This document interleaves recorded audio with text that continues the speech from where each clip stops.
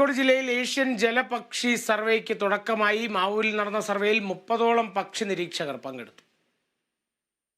വനം വകുപ്പ്, MNHS Kozhikode base എന്നിവയുടെ ആഭിമുഖ്യത്തിലാണ് ഏഷ്യൻ ജലപക്ഷി സർവേക്ക് തുടക്കമായത്. 30ഓളം പക്ഷി നിരീക്ഷകരാണ് പരിപാടിയുടെ ഭാഗമായത്. 2 ടീമുകളിലായി മാവൂർ സങ്കേതം തണ്ണീർത്തടത്തിലും മണത്തലക്കടവിലും നടത്തിയ സർവേയിൽ സലീം അലി ബേർഡ് എന്നറിയപ്പെടുന്ന മഞ്ഞത്താലി, പോതപ്പൊട്ടൻ, മഞ്ഞക്കൊച്ച ഉൾപ്പെടെ 95 ഇനം പക്ഷികളെയാണ് കണ്ടെത്തിയത്. കണ്ടെത്തിയവയിൽ 31 പക്ഷി ഇനങ്ങൾ തണ്ണീർത്തടത്തിൽ കാണപ്പെടുന്നവയാണ്. മുൻ വർഷങ്ങളെ അപേക്ഷിച്ച് താറാവ് വർഗത്തിൽപ്പെട്ട പക്ഷികളുടെ എണ്ണം വ്യാപകമായി കുറയുന്നതായി സർവേ സംഘം വിലയിരുത്തി. 2007 നടത്തിയ സർവേയിൽ വരിയെരണ്ട, പച്ചയെരണ്ട തുടങ്ങിയ പക്ഷികളെ കണ്ടെത്തിയെങ്കിലും ഇന്നീ പക്ഷികളെ കണ്ടെത്താനായില്ല. ചൂളൻ എരണ്ടയുടെ എണ്ണം വളരെ കുറഞ്ഞതായാണ് കണ്ടെത്തൽ. മറ്റ് നീർപക്ഷികളുടെയും എണ്ണം ഗണ്യമായി കുറഞ്ഞിട്ടുണ്ട്.